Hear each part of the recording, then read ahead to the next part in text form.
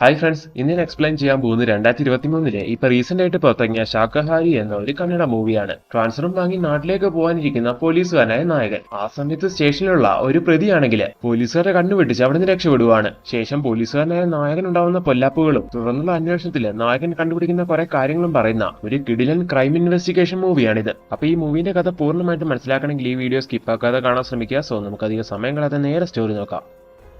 മൂവിയുടെ സ്റ്റാർട്ടിംഗിൽ ഒരു ഹോട്ടൽ കാണിക്കുന്നു. ആ ഹോട്ടലിലെ ഓണർ ഇപ്പൊ ഒരു ഡെഡ് ബോഡി വെട്ടി നുറുക്കി അവിടുത്തെ അടുപ്പിലിട്ട് കത്തിക്കുവാണ്. അതിനുശേഷം ആ സ്ഥലമെല്ലാം ക്ലീൻ ചെയ്ത് അയാൾ പോയിട്ട് കുളിക്കുന്നു. അങ്ങനെ ആ സീനോടെ കട്ടായി അടുത്ത സീനില് മല്ലികാർജുൻ എന്ന് പറയുന്ന ഈ മൂവിയിലെ നായകനെ കാണിക്കുന്നു. നായകൻ ഒരു പോലീസുകാരനാണ്. എസ് എ നായകന്റെ വൈഫിന് ഒരുപാട് ഹെൽത്ത് ഇഷ്യൂസ് ഉണ്ട്. അതുകൊണ്ട് നായകൻ നാട്ടിലേക്ക് ഒരു ട്രാൻസ്ഫറിന് ശ്രമിച്ചുകൊണ്ടിരിക്കുകയാണ്. അത് ഏകദേശം റെഡിയായ മട്ടിലാണ്. അതിന്റെ പ്രോസസ് എല്ലാം പെട്ടെന്ന് തീർത്ത് പെട്ടെന്ന് നാട്ടിലേക്ക് എത്താന്നൊക്കെ നായകനെ സമയം ഭാര്യനെ വിളിച്ചറിയിക്കുകയും ചെയ്യുന്നു. അതിനുശേഷം നായകൻ അവന്റെ സീനിയർ ഓഫീസറെ വിളിച്ചിട്ട് ട്രാൻസ്ഫറിന്റെ പ്രോസസിനെ പറ്റിയെല്ലാം ചോദിക്കുന്നു. റീസെന്റ് ഒരു പെണ്ണിനെ കൊന്ന കേസില് വിജയ് എന്ന് പറയുന്ന ഒരു പ്രതിനെ പോലീസുകാർ പിടിച്ചിട്ടുണ്ട്. ആദ്യം കേസ് ക്ലോസ് ചെയ്യേ, എന്നാൽ മാത്രമേ നിനക്ക് ട്രാൻസ്ഫർ ചെയ്യുള്ളൂ എന്ന് ഈ സമയം സീനിയർ ഓഫീസർ നായകനോട് പറയുന്നു. ഈ സമയം നായകൻ പ്ലാൻ ചെയ്യുകയാണ് എത്രയും വേഗം ആ കേസ് തീർത്ത് ട്രാൻസ്ഫർ വാങ്ങി ഇവിടുന്ന് പോകണമെന്ന്. അങ്ങനെ ആ സിനിമ കട്ടെ അടുത്ത സീനില് ഒരു വെജിറ്റേറിയൻ ഹോട്ടലിലെ മുതലാളിയെ കാണിക്കുന്നു. ഇയാളായിരുന്നു മൂവിയുടെ സ്റ്റാർട്ടിംഗ് ടൈമില് ഹോട്ടലിൽ ഇരുന്നുകൊണ്ട് ഒരു ഡെഡ് ബോഡി വെട്ടി നിർക്കി അടുപ്പിലിട്ട് കത്തിച്ചുകൊണ്ടിരുന്നത്. ഇയാളുടെ പേര് സുബ്രഹ്മണി എന്നാണ്. ഈ ഹോട്ടലിൽ തന്നെയാണ് ഇയാളുടെ വീടും. ഇവിടെ തന്നെയാണ് ഇയാൾ താമസിക്കുന്നത്. ഈ ഹോട്ടലിൽ ഇയാൾ ഒറ്റയ്ക്കാണ് നടത്തി വരുന്നത്. പാചകവും സപ്ലൈയും അങ്ങനെ എല്ലാ പരിപാടികളും ഇയാൾ തന്നെ. അങ്ങനെ ഇപ്പൊ അവിടേക്ക് വന്നൊരു കസ്റ്റമർ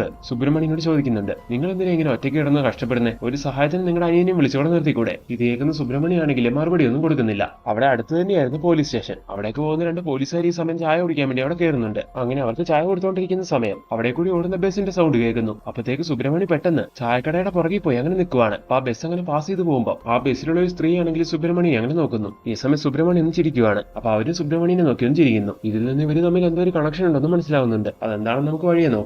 അടുത്ത സീനിൽ സുബ്രഹ്മണ്യന്റെ ഹോട്ടലിലേക്ക് അവിടുത്തെ പൊളിറ്റീഷ്യൻ എത്തുവാണ്. സുബ്രഹ്മണ്യൻ അറിയാലോ, ഈ ഇലക്ഷനിൽ ഞാൻ മത്സരിക്കുന്നുണ്ട്. തീർച്ചയായിട്ടും നിന്റെ വോട്ട് എനിക്ക് തന്നെ വേണം. പിന്നെ നിന്റെ അനിയൻ എവിടെ? എന്റെ പൊന്നു സാറേ, അവനെ കണ്ടിട്ട് കുറെ നാളുകളായി. എവിടെയാണെന്നോ എന്താണെന്നോ ഒരു അഡ്രസ്സും ഇല്ല. ശരി, അവരിങ്ങോട്ട് വരുവോ വിളിക്കുകയോ എന്തെങ്കിലും ചെയ്താൽ ഈ കാര്യം ഒന്ന് അറിയിക്കണം. അവന്റെ വോട്ടും എനിക്ക് വേണം. ഇങ്ങനെ പറഞ്ഞിട്ട് ഈ സമയം പൊളിറ്റീഷ്യൻ അവിടെ നിന്ന് ഇറങ്ങുകയും ചെയ്യുന്നു. അടുത്ത സീനിൽ പോലീസ് സ്റ്റേഷനിലുള്ള SI ആയ നമ്മുടെ നായകനെ കാണിക്കുന്നു. നായകൻ ഇപ്പോൾ പുതുതായിട്ട് സ്റ്റേഷനിലേക്ക് എത്തിയ കുറച്ച് എക്യുപ്മെന്റ്സിനെ പറ്റിയല്ല കൂടെയുള്ള പോലീസുകാർക്ക് പറഞ്ഞു കൊടുത്തുകൊണ്ടിരിക്കുകയാണ്. അപ്പോഴാണ് ഒരു കോൺസ്റ്റബിൾ വന്ന് നായകനോട് ഞെട്ടിക്കുന്ന കാര്യം പറയുന്നത്. അതെന്താന്ന് നോക്കിയിട്ടുണ്ടെങ്കിൽ സ്റ്റേഷനിൽ കിടന്നിരുന്ന വിജയ് എന്ന് പറയുന്ന പ്രതിയില്ലേ, അവൻ അവിടുന്ന് ചാടിപ്പോയി. ഇത് കേട്ടത് നായകനാകെ ഷോക്കാവുന്നു. ഈ കേസ് തെളിയിച്ചാൽ മാത്രമേ നായകന് ട്രാൻസ്ഫർ കിട്ടുള്ളൂ. അങ്ങനെ ഇപ്പൊ പോലീസുകാരെയും കൂട്ടിക്കൊണ്ട് നായകനെ അന്വേഷിക്കാൻ ഇറങ്ങുന്നു. ഈ സമയം അവർ കാണുവാണ് പോലീസ് സ്റ്റേഷന്റെ പുറകിലൂടെ അവൻ ഇറങ്ങി ഓടുന്നത്. അങ്ങനെ വിടരുത്, അവനെ പിടിക്കണമെന്നും പറഞ്ഞ് നായകൻ പോലീസുകാരെയും കൂട്ടിക്കൊണ്ട് അവനെ ഫോളോ ചെയ്യാൻ തുടങ്ങുന്നു. എന്നാൽ പോലീസുകാർക്ക് അവനെ പിടിക്കാൻ പറ്റുന്നില്ല. അവൻ മിസ്സാവണ്ടാന്ന് വിചാരിച്ച് ഈ സമയത്ത് നമ്മുടെ നായകനാണെങ്കിൽ അവന്റെ കാലിലേക്ക് ഒന്ന് വെടിവെക്കുന്നുണ്ട്. അങ്ങനെ ബുള്ളറ്റ് അവന്റെ കാലിൽ കൊള്ളുന്നുണ്ടെങ്കിലും അവൻ എന്തോ ഭാഗ്യം കൊണ്ട് അവിടുന്ന് രക്ഷപ്പെടുന്നു. ഈ സമയം എന്ത് ചെയ്യണമെന്ന് അറിയാതെ നമ്മുടെ നായകനും ബാക്കി പോലീസുകാരും അങ്ങനെ നിൽക്കുവാണ്. അങ്ങനെ ആ സീനോട് കട്ടെ അടുത്ത സീനിൽ സുബ്രഹ്മണ്യനെ കാണിക്കുന്നു. സുബ്രഹ്മണ്യ ഹോട്ടലിലേക്കുള്ള പച്ചക്കറികളെല്ലാം വാങ്ങിക്കൊണ്ടിരുന്നത്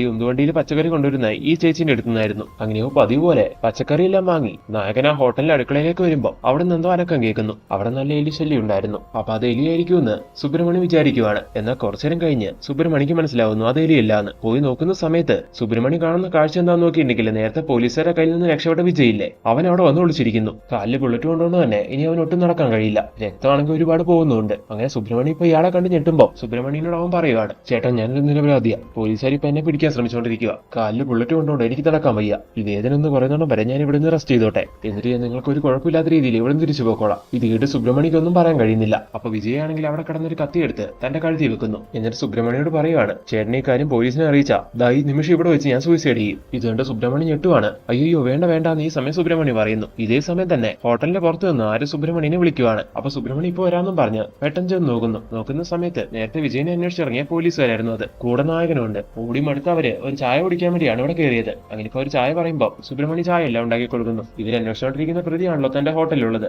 ഈ കാര്യം കൊണ്ട് തന്നെ സുബ്രഹ്മണ്യം ശരിക്കും ഒന്ന് പേടിക്കുന്നുണ്ട്. അവിടെ നിന്ന് ചായ കുടിച്ചുകൊണ്ടിരിക്കുന്ന സമയം തന്നെ നായകൻ ആ ചാടിപ്പോയ പ്രതിനെ പറ്റിയൊക്കെ സുബ്രഹ്മണ്യനോട് പറയുന്നു. എന്നിട്ട് അവന്റെ ഫോട്ടോ കാട്ടിക്കൊടുത്ത് ഇവനെ കുറച്ചിന് മുമ്പ് ഇവിടെ എവിടെയും കണ്ടിട്ടുണ്ടായിരുന്നു എന്ന് ചോദിക്കുവാണ്. ഇല്ല സാർ, ഇവൻ ആരാണെന്ന് ചോദിക്കുമ്പോൾ ഇവനൊരു കൊലപ്പുള്ളിയാണ്. കുറച്ചേരം മുമ്പ് ഇവന്റെ ഒക്കെ പിന്നെ ചാടിപ്പോയി. അവനെ അന്വേഷിച്ചിറങ്ങിയതാണ് ഞങ്ങള്. ശരി, ഇനി ഇവിടെ എവിടെയെങ്കിലും വെച്ച് അവനെ കാണുവാണെങ്കിൽ ബോട്ടിൽ തന്നെ ഞങ്ങളെ അറിയിക്കണമെന്നും പറഞ്ഞ് പോലീസുകാർ ഇപ്പൊ അവിടെ ഇറങ്ങുകയും ചെയ്യുന്നു. അങ്ങനെ പോലീസുകാർ പോയതിനു ശേഷം അടുക്കളേന്റെ ഭാഗത്ത് ഒളിച്ചിരുന്ന വിജയനെ സുബ്രഹ്മണ്യ റൂമിൽ കൊണ്ടേ കിടത്തുന്നു. എന്നിട്ട് ബുള്ളറ്റ് കൊണ്ട സ്ഥലത്ത് അയാളുടെ മരുന്നെല്ലാം വെച്ച് കിട്ടുന്നു. അതുപോലെ അവന് കഷായം ഉണ്ടാക്കി കൊടുക്കുന്നു. നിങ്ങൾ ഈ ചെയ്യുന്നതിനെല്ലാം ഒരുപാട് നന്ദിയുണ്ടെന്ന് ഈ സമയം വിജയ് പറയുന്നു. അപ്പൊ സുബ്രഹ്മണ്യം ചോദിക്കുകയാണ്, നീ ഒരു കൊലപ്പുള്ളിയാണെന്ന് ഇപ്പൊ ഇവിടെ വന്ന പോലീസുകാർ പറഞ്ഞു. സത്യത്തിൽ എന്താ നടന്നത്? നിന്നെ കണ്ടിട്ട് നീ അങ്ങനെയൊന്നും ചെയ്യുമെന്ന് എനിക്ക് തോന്നുന്നില്ല. ഇത് കേൾക്കുന്ന വിജയ് ആണെങ്കിൽ കരഞ്ഞുകൊണ്ട് അവന്റെ കഥ പറയാൻ തുടങ്ങുവാണ്. വിജയ്ക്ക് സ്വന്തം എന്ന് പറയാൻ ആരും തന്നെ ഇല്ലായിരുന്നു. അവനൊരു ഓർഫനായിരുന്നു. അവിടെ അവനൊരു ബെസ്റ്റ് ഫ്രണ്ട് ഉണ്ടായിരുന്നു. അവന്റെ പേര് ഹർഷ എന്നായിരുന്നു. രണ്ടുപേരും ഒരുമിച്ചാണ് പഠിച്ചു വളർന്നത്. അങ്ങനെ കോളേജെല്ലാം കഴിഞ്ഞു നിൽക്കുന്ന സമയം BSFന്റെ എക്സാം എഴുതി വിജയ്ക്ക് അവിടെ ജോലി കിട്ടുന്നു. നല്ല വിദ്യാഭ്യാസവും ജോലിയുള്ള വിജയനെ കൊണ്ട് കല്യാണം കഴിപ്പിക്കാൻ ആ സമയം അവന്റെ ഫ്രണ്ടായ ഹർഷ ശ്രമിക്കുവാണ്. അങ്ങനെ ഹർഷ തന്നെ അവന് നല്ലൊരു പെണ്ണിനെ കണ്ടുപിടിക്കുന്നു. സൗഗന്ധിക എന്നായിരുന്നു ആ പെണ്ണിന്റെ പേര്. അങ്ങനെ ഇത്ര നാളൊരു ഫാമിലി ഇല്ലാതെ ജീവിച്ച വിജയ്ക്ക് ഒരു ഫാമിലി ഉണ്ടാവുന്നു. അങ്ങനെ കല്യാണം എല്ലാം കഴിഞ്ഞ് അവളോടൊപ്പം വിജയ് ഹാപ്പി ആയിട്ട് ജീവിച്ചു വരുമായിരുന്നു.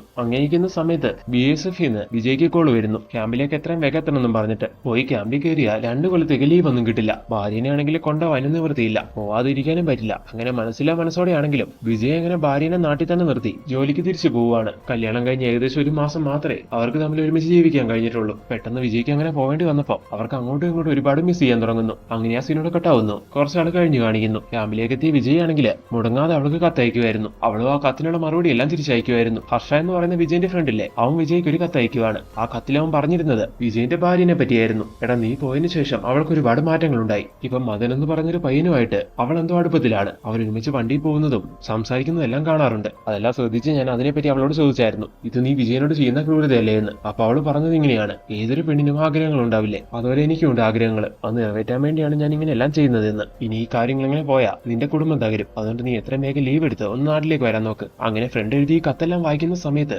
വിജയ്ക്ക് ആകെ സങ്കടമാവുന്നു. അങ്ങനെ മെഡിക്കൽ ലീവിന് എഴുതി കൊടുത്ത് വിജയ് പെട്ടെന്ന് നാട്ടിലേക്ക് എത്തുന്നു. അങ്ങനെ വീട്ടിലെത്തിയ ഉടനെ തന്നെ ഈ കാര്യങ്ങളെ പറ്റിയെല്ലാം വിജയ് അവളോട് ചോദിക്കുവാണ്. വിജയ് കാര്യങ്ങളെല്ലാം അറിഞ്ഞെന്ന് പറയുമ്പോൾ അവൾ ആകെ ഷോക്കാവുന്നു. എന്നാലും തെറ്റൊന്നും തന്റെ പേരിലല്ല. കല്യാണം കഴിഞ്ഞ ഉടനെ എന്നെ ഇവിടെ വിട്ടിട്ട് പോയാല് തെറ്റ് നിങ്ങളുടെ ഭാഗത്താണെന്നും പറഞ്ഞ് ആ ഒരു രീതിക്കാണ് സൗഗന്ധിക സംസാരിക്കുന്നത്. ഇതെല്ലാം കേട്ട വിജയ്ക്ക് ആകെ ദേഷ്യം വരുന്നു. അങ്ങനെ അവളോട് ദേഷ്യപ്പെട്ട് അവൻ അവിടെ നിന്ന് ഇറങ്ങി പോരുവാണ്. അടുത്ത സീനിൽ ഹർഷേനെയും കൂട്ടിക്കൊണ്ട് അവനൊരു ബാറിൽ പോയിരുന്നു ഒരുപാട് മദ്യപിക്കുന്നു. അവന്റെ വിഷമമെല്ലാം കാണുന്ന സമയത്ത് ഫ്രണ്ട് അവനെ സമാധാനിപ്പിക്കുകയാണ്. എടാ, അവളെയും തെറ്റ് പറയാൻ പറ്റില്ല. അവളുടെ അവസ്ഥ മദൻ എന്ന് പറയുന്ന ആ വ്യക്തി ശരിക്കും മുതലാക്കിയെന്ന് വേണം പറയാൻ. ശരി, ഇനി അതിനെപ്പറ്റി സംസാരിച്ചിട്ട് കാര്യമൊന്നുമില്ല. നീ ഇനി കുറച്ചാൾ നിന്റെ ഭാര്യന്റെ കൂടെ നിൽക്ക്. അങ്ങനെ പതിയെ അവളെ കറക്റ്റ് ചെയ്യാൻ നോക്ക്. എല്ലാം ശരിയായിക്കൊള്ളൂ എന്ന് പറഞ്ഞ് നായകനെ വീട്ടിൽ കൊണ്ടേ ആക്കിയതിനു ശേഷം ഫ്രണ്ട് അവിടുന്ന് പോവുകയാണ്. അങ്ങനെ ഇപ്പൊ വീട്ടിലേക്ക് എത്തിയ വിജയ് ആണെങ്കിൽ ഡോർ തുറക്കാൻ വരുമ്പോൾ അകത്ത് നിന്ന് അവൻ എന്തോ സൗണ്ട് കേൾക്കുന്നു. അപ്പൊ അവൻ മനസ്സിലാവുകയാണ് അപ്പൊ ഭാര്യന്റെ കള്ളക്കാമുകനും അകത്തുണ്ടെന്ന്. അങ്ങനെ മദ്യലഹരിയിൽ നിൽക്കുന്ന വിജയ് ആണെങ്കിൽ ദേഷ്യത്തോടു കൂടി വാതിൽ തുറന്ന് അകത്തേക്ക് കയറുന്നു. അപ്പൊ അവൻ കണക്കൂട്ടിയാലെ തന്നെ ഭാര്യന്റെ കള്ളക്കാമുകനായിരുന്നു അകത്ത്. അങ്ങനെ വിജയനെ കണ്ടതും മദൻ എന്ന് പറയുന്ന വ്യക്തി അവനെ തള്ളിവിട്ട് അവിടെ നിന്ന് ഓടി ഇറങ്ങി പോകുന്നു. ഈ സമയം കാഴ്ചയെല്ലാം കണ്ട് ആകെ പൊളിഞ്ഞു നിൽക്കുന്ന വിജയ് ആണെങ്കിൽ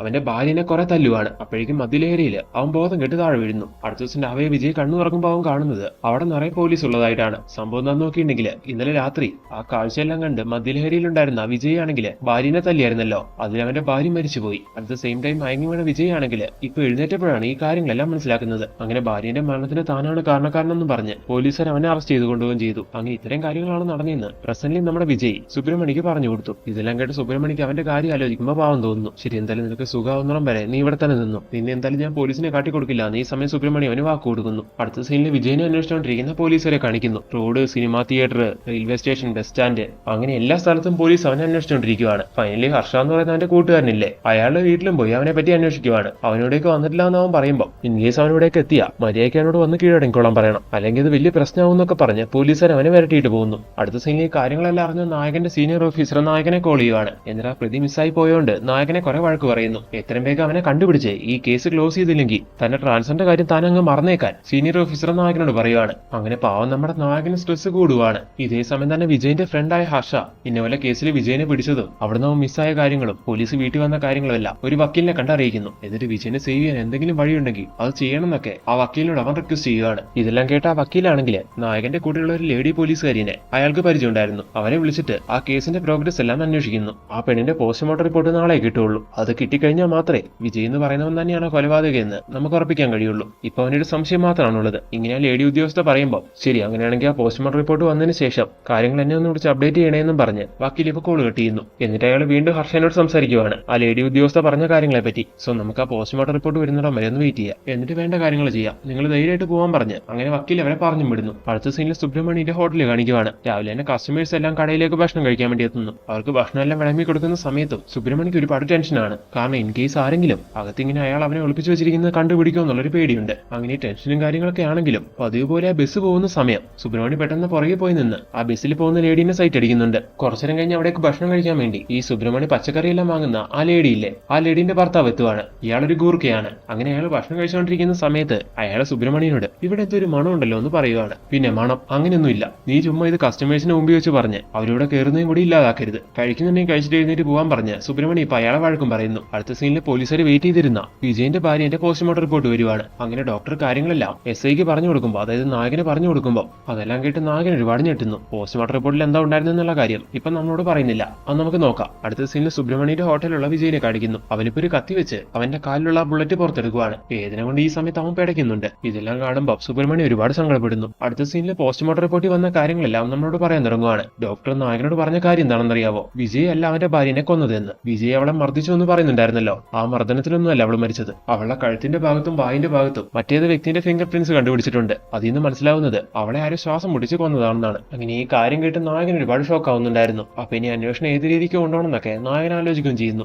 അങ്ങനെ ആ സീനോടൊക്കെ അടുത്ത ദിവസം രാവിലെ സുബ്രഹ്മണ്യാണെങ്കിൽ പച്ചക്കറി വാങ്ങാൻ വേണ്ടി ആ ലേഡിന്റെ അടുത്തേക്ക് വരുവാണ്. ഈ സമയം ലേഡി പറയുന്നുണ്ട്, ചേട്ടൻ എത്ര നാളെ ഒരു കല്യാണം ഒന്നും കഴിക്കാതെ ഇങ്ങനെ ഒറ്റത്തടിയായിട്ട് ജീവിച്ചു വരുന്നു. ചേട്ടൻ ഓക്കെ പറഞ്ഞ് ചേട്ടന് പറ്റുന്ന ഒരു ചേച്ചിനെ ഞാൻ കണ്ടുപിടിക്കാം. ഇത് കേൾക്കുന്ന സുബ്രഹ്മണ്യെ അതൊന്നും ഇനി വേണ്ടെന്ന് പറയുന്നു. അങ്ങനെ ആ സീനോടൊക്കെ വൈകുന്നേരം ആവുകയാണ്. കസ്റ്റമേഴ്സ് എല്ലാം പോയതിനു ശേഷം റൂമിൽ കിടക്കുന്ന വിജയന്റെ അടുത്തേക്ക് സുബ്രഹ്മണ്യം വരുന്നു. ഈ സമയം സുബ്രഹ്മണ്യനോട് വിജയ് പറയുവാണ്, ചേട്ടാ ഇപ്പൊ എന്റെ കാലിന്റെ വേദനയൊക്കെ ഏകദേശം കുറഞ്ഞു വരുന്നുണ്ട്. ഇനിയും ഞാൻ ഇവിടെ നിന്ന് ചേട്ടന് ബുദ്ധിമുട്ടാക്കുന്നില്ല. BSF ചേരുന്നതിന് മുമ്പ് ഞാൻ ബാംഗ്ലൂർ ഒരു ജോബ് ശരിയാക്കിയിട്ടുണ്ടായിരുന്നു. ഇനി ചെന്നാലും എനിക്ക് ആ ജോബ് കിട്ടും. അതുകൊണ്ട് ഞാൻ അങ്ങോട്ട് പോവുക. ചേട്ടൻ അവിടേക്ക് പോകാനുള്ള സെറ്റപ്പുകളും കൂടി എനിക്കൊന്ന് ചെയ്തു തരണം. ഇത് കേട്ട സുബ്രഹ്മണ്യം അവൻ അവിടേക്ക് പോകാനുള്ള ബസ് ടിക്കറ്റും കുറച്ച് ഡ്രസ്സുകളും മരുന്നും അങ്ങനെ വേണ്ട കാര്യങ്ങളെല്ലാം വാങ്ങി തിരിച്ചു വരുന്നു. അങ്ങനെ തിരിച്ചെത്തിയ അയാൾ അതെല്ലാം അവന് കൊടുത്തിട്ട് അവന്റെ കയ്യിൽ കുറച്ച് പണവും വെച്ച് കൊടുക്കുന്നു. എവിടെയാണെങ്കിലും നീ നന്നായിട്ട് ഇരിക്കണം, ഇനി ഒരു ആപത്തിനും പോയി ചാടലെന്നൊക്കെ സുബ്രഹ്മണ്യം അവന് പറഞ്ഞു കൊടുക്കുന്നു. ഇതെല്ലാം കേൾക്കുന്ന അവൻ നിങ്ങളിപ്പോ എനിക്ക് എന്റെ ദൈവമാണെന്ന് പറയുകയാണ്. ഇത് കേട്ട സുബ്രഹ്മണ്യം ഒന്ന് ചിരിക്കുന്നു. ശരി, നാളെ രാവിലെ 3 മണിക്കാണ് ബസ്, നീ കിടന്നുറങ്ങാൻ നോക്ക്. രാവിലെ ഞാൻ നിന്നെ വിളിക്കാമെന്നും പറഞ്ഞ് അവൻ ഉറങ്ങിക്കോട്ടെ എന്ന് വിചാരിച്ച സുബ്രഹ്മണ്യം അവിടുന്ന് പോവാണ്. അടുത്ത ദിവസം രാവിലെ 2 മണിയൊക്കെ കഴിയുമ്പോൾ അവനിന്ന് ബാംഗ്ലൂർ പോകേണ്ടതല്ലേ, അവനെ വിളിച്ചു എഴുന്നേപ്പിക്കാമെന്ന് വിചാരിച്ച സുബ്രഹ്മണ്യം അവിടേക്ക് വരുവാണ്. അങ്ങനെ വിജയ് എഴുന്നേക്കെന്നും പറഞ്ഞ് അവനെ തട്ടി വിളിക്കുന്ന സമയത്താണ് അയാൾ മനസ്സിലാക്കുന്നത്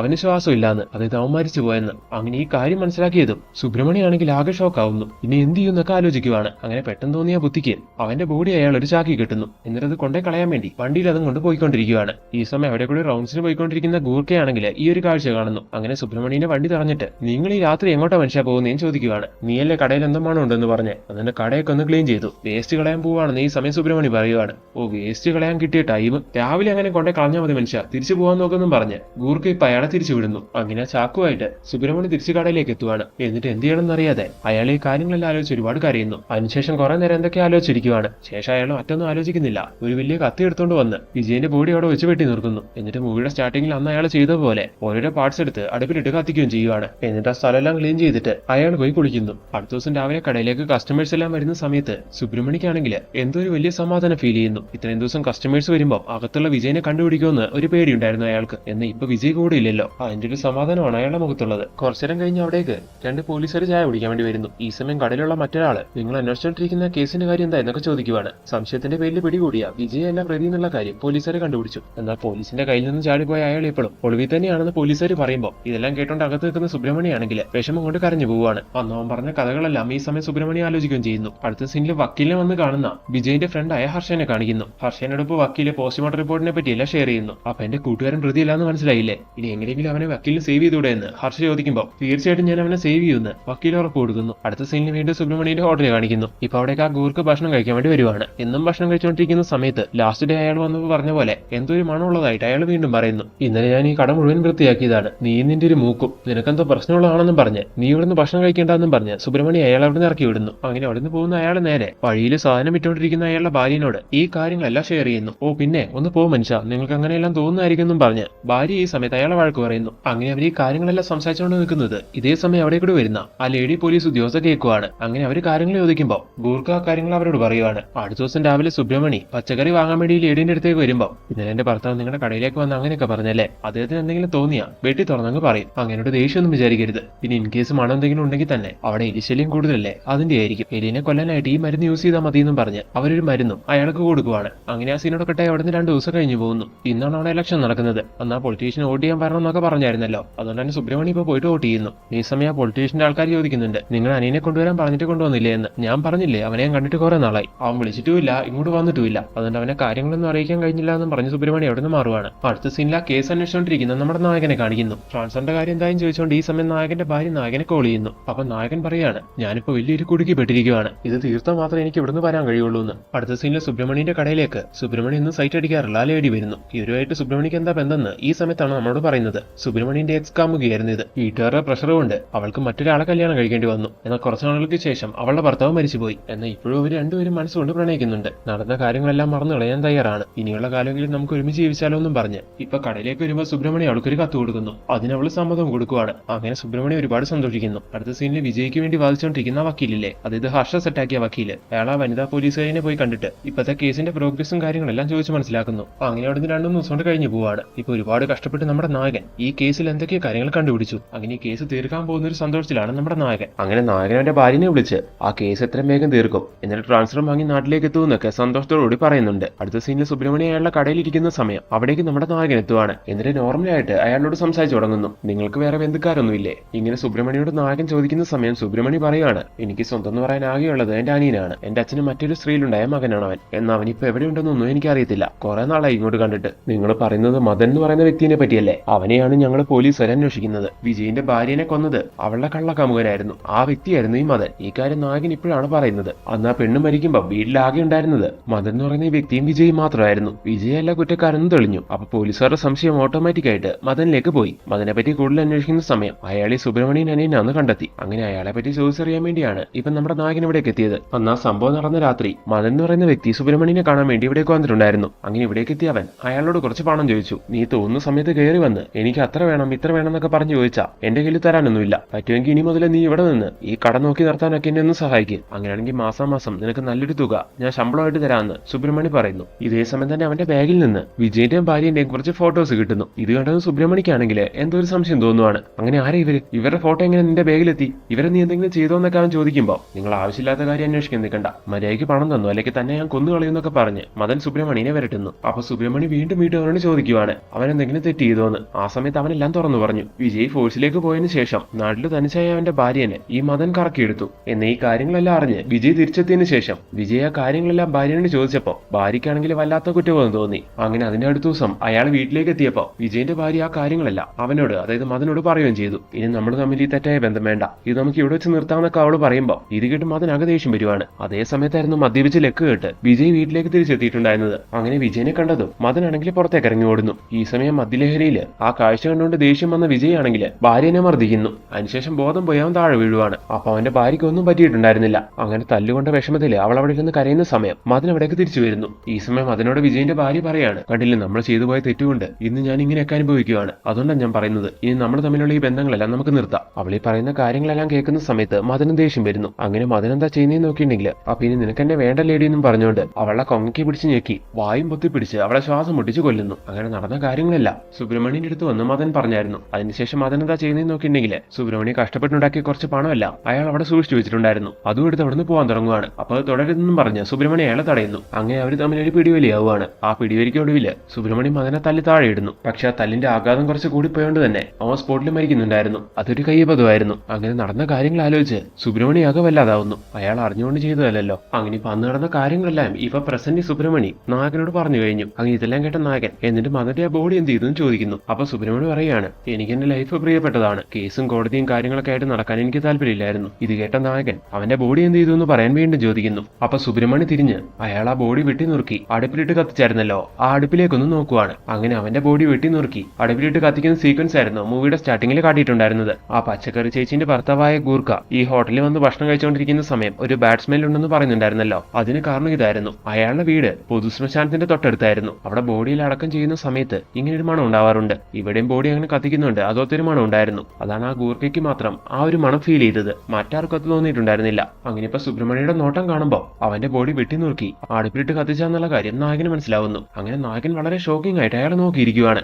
അങ്ങനെ നമ്മുടെ നായകൻ മദന്റെ കാര്യം ഇടപെടുന്നു. എന്നിട്ട് വിജയനെ പറ്റി ചോദിക്കാൻ തുടങ്ങുവാണ്. നായകൻ വിജയനെ പറ്റി ചോദിച്ചതും വിജയോ അതാരാണെന്ന് ഒന്നും അറിയാത്ത പോലെ സുബ്രഹ്മണ്യം ഇപ്പൊ തിരിച്ചു ചോദിക്കുന്നു. അപ്പം നായകൻ ചിരിച്ചോണ്ട് അയാളുടെ അടുത്ത് പോയിരുന്നിട്ട് ഒരു CCTV വിഷ്വൽസ് കാട്ടിക്കൊടുക്കുവാണ്. അന്ന് പോലീസുകാരുടെ കയ്യിൽ നിന്ന് രക്ഷപ്പെട്ട വിജയ് ഈ ഹോട്ടലിലേക്ക് വന്ന് കയറുന്നതിന്റെ കറക്റ്റ് വിഷ്വൽസ് അതിലുണ്ടായിരുന്നു. അങ്ങനെ ഇപ്പൊ ഇത് കാട്ടിക്കൊടുത്ത സമയത്ത് സുബ്രഹ്മണ്യക്ക് വേറെ നിവൃത്തിയില്ല. അങ്ങനെ സുബ്രഹ്മണ്യം വിജയ്ക്ക് പറ്റിയ കാര്യങ്ങളും പറയാൻ തുടങ്ങുന്നു. കല്ല് വെടിയുണ്ട കൊണ്ടുകൊണ്ട് ആകെ വയ്യാതെയാണ് അവനോട് വന്ന് കയറിയത്. ഇന്നപോലെ ഭാര്യനെ കൊന്നു പറഞ്ഞ് പോലീസുകാർ ഇപ്പൊ അവനെ അന്വേഷിക്കുവാണ്. ഒരു തെറ്റും ചെയ്തിട്ടില്ല, അവൻ നിരപരാധിയാണെന്നൊക്കെ പറഞ്ഞ് ഇവിടെ അഭയം ചോദിച്ചു. ഈ വിജയന്റെ അയാളുടെ ഭാര്യന്റെയും ഫോട്ടോ അന്ന് മദന്റെ ബാഗിൽ നിന്ന് സുബ്രഹ്മണ്യക്ക് കിട്ടിയായിരുന്നല്ലോ. അപ്പൊ മദൻ ചെയ്ത കാര്യത്തിനാണ് പോലീസ് കുറ്റവാളി ഇവനാണെന്ന് വിചാരിച്ച് ഇവനെ അന്വേഷിച്ചുകൊണ്ടിരിക്കുന്നുള്ള കാര്യം ആ സമയം സുബ്രഹ്മണ്യക്ക് കണക്ട് ആയി. അങ്ങനെ ഇവൻ നിരപരാധിയാണെന്ന് അറിയുന്നുണ്ട് സുബ്രഹ്മണ്യം അവൻ അവിടെ അഭയം കൊടുത്തു. അവനെ വേണ്ട രീതിയിൽ കെയർ ചെയ്ത് അവനോടൊന്ന് രക്ഷപ്പെടാനുള്ള കാര്യങ്ങൾ വരെ സുബ്രഹ്മണ്യം ചെയ്തു കൊടുത്താണല്ലോ എന്ന് ഒട്ടും വിചാരിക്കാത്ത പോലെ മറ്റൊരു കാര്യം അവിടെ സംഭവിച്ചു. പെട്ടെന്ന് അവൻ അങ്ങ് മരണപ്പെട്ടില്ലേ. അങ്ങനെ ഇപ്പൊ ഇത്രയും കാര്യങ്ങളെല്ലാം സുബ്രഹ്മണ്യം നായകന് പറഞ്ഞു കൊടുക്കുന്നു. സാർ അവനായിട്ട് ഇവിടെ വന്ന് കയറി സ്വയം മരിച്ചുപോയി, അതിന് ഞാൻ എന്ത് തെറ്റാ ചെയ്തേ? ഇങ്ങനെ സുബ്രഹ്മണ്യം ചോദിക്കുമ്പോ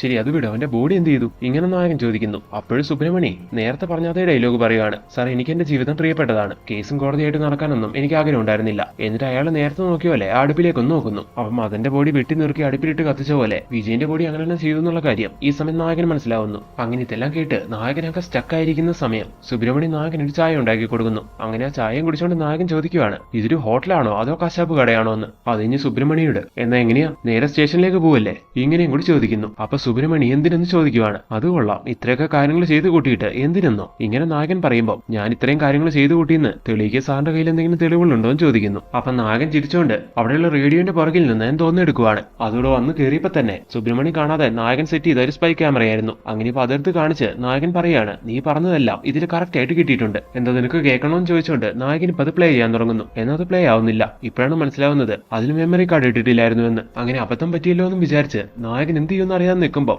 അയാളുടെ ഈ അവസ്ഥ കണ്ട് സുബ്രഹ്മണ്യൻ ചിരിക്കുവാണ്. ഈ കേസും തീർത്തിട്ട് വേണം നാട്ടിലേക്ക് പോകാനെന്ന് വിചാരിച്ചുകൊണ്ടിരിക്കുകയല്ലായിരുന്നു നായകൻ. ഇപ്പൊ എല്ലാ പ്രതീക്ഷയും തെറ്റിപ്പോയപ്പോ ഇയാളിങ്ങനെ കളിയാക്കി ചിരിക്കുകയും കൂടി ചെയ്യുമ്പോൾ ദേഷ്യം വന്ന നായകനാണെങ്കിൽ അയാൾക്കിട്ട് ഒരൊറ്റ തല്ലു കൊടുക്കുന്നു. ഈ സമയം സുബ്രഹ്മണ്യൻ പോയിട്ട് ഭിത്തിയിലിടിച്ച് താഴെ വീഴുന്നു. അപ്പൊ സുബ്രഹ്മണ്യനോട് നായകൻ ഇനി നീ ചിരിക്കടാ, എന്താ ചിരിക്കുന്നില്ലേ എന്ന് ചോദിക്കുവാണ്. ഈ സമയം അയാൾ ഇങ്ങനെ അനക്കമില്ലാതെ കിടക്കുന്നു. അപ്പൊ അയാളുടെ അടുത്തേക്ക് ചെന്ന് നോക്കുമ്പോഴാണ് നായകൻ കാണുന്നത് അയാളുടെ തല പൊട്ടിച്ചു വരെ വരുന്നത്. അതെ, നായകൻ തല്ലിയ സമയത്ത് അയാളുടെ തല ഭിത്തി പോയിടിക്കുന്നുണ്ടായിരുന്നല്ലോ. അപ്പൊ അവിടെ ഉണ്ടായിരുന്ന ഒരു ആണിയില് അയാളുടെ തല കുത്തി കയറുന്നുണ്ടായിരുന്നു. അങ്ങനെ തല പൊട്ടി അയാൾ മരിച്ചു. അങ്ങനെ ഈ കാഴ്ച കണ്ട് നായകനാകെ ഷോക്ക് ആവുകയാണ്. ഈ കാര്യങ്ങളും പുറത്തറിഞ്ഞ നായകന് പിന്നെ ആയുഷ് കലം ചെയ്ത് കിടക്കേണ്ടി വരും. നായകന്റെ എല്ലാ ആഗ്രഹവും കത്തിയാൻ വരും. അതുകൊണ്ട് ഇനി എന്ത് ചെയ്യാന്നൊക്കെ നായകൻ ആലോചിക്കുവാണ്. കുറെ നേരം ആലോചിച്ചിട്ട് നമ്മുടെ നായകന് സുബ്രഹ്മണ്യന്റെ അതേ ഒരു പ്ലാൻ കറക്റ്റായി എക്സിക്യൂട്ട് ചെയ്യാന്ന് വിചാരിക്കുന്നു. അതായത് അയാൾ ചെയ്യുന്ന പോലെ ബോഡി വെട്ടി നിർക്കി അടുപ്പിലിട്ട് കത്തിക്കാന്ന് വിചാരിക്കുന്നു. അങ്ങനെ അതേപോലെ സുബ്രഹ്മണ്യന്റെ ബോഡി വെട്ടി നിർക്കി അടുപ്പിലിട്ട് കത്തിക്കുവാണ്. ആ ഒരു സംഭവം കഴിഞ്ഞ ഉടനെ തന്നെ ചോര ഛർദ്ദിച്ച് അയാൾ അവിടെ മരിച്ചു വീഴുന്നു. സംഭവം എന്താന്ന് നോക്കിയിട്ടുണ്ടെങ്കിൽ നേരത്തെ സുബ്രഹ്മണി നായകനെ ചായ ഉണ്ടാക്കി കൊടുക്കുന്നുണ്ടായിരുന്നല്ലോ. അതിൽ എലീനെ കൊല്ലാനുള്ള ആ മരുന്ന്, അതായത് എലിവിഷം സുബ്രഹ്മണ്യം കലർത്തിയിട്ടുണ്ടായിരുന്നു. ഇയാൾ കാര്യങ്ങളെല്ലാം മനസ്സിലാക്കിയുണ്ട് ഇയാളെ ഇനി വെറുതെ വിട്ടാൽ ശരിയാവില്ല എന്ന് സുബ്രഹ്മണിക്ക് അറിയായിരുന്നു. അതുകൊണ്ടാണ് സുബ്രഹ്മണ്യം ഇയാളെ കൊല്ലാൻ വേണ്ടി അങ്ങനെ ഒരു കാര്യം ചെയ്തത്. അങ്ങനെ നമ്മുടെ നായകന്റെ കഥയും കഴിഞ്ഞു. അടുത്ത ദിവസം രാവിലെ ഈ കാര്യങ്ങളെല്ലാം അറിഞ്ഞ് പോലീസും ജനങ്ങളെല്ലാം ആ ഹോട്ടലിന് മുമ്പിൽ തടിച്ചു കൂടുവാണ്. അങ്ങനെ ആ ഹോട്ടലിന്റെ മറവിൽ നടന്ന കാര്യങ്ങളെല്ലാം എല്ലാവരും അറിഞ്ഞതായിട്ട് കാണിച്ചുകൊണ്ട് അങ്ങനെ ഒരു എൻഡിങ്ങോടെ ഈ ഒരു മൂവി അതിന്റെ ചെയ്യുന്നു.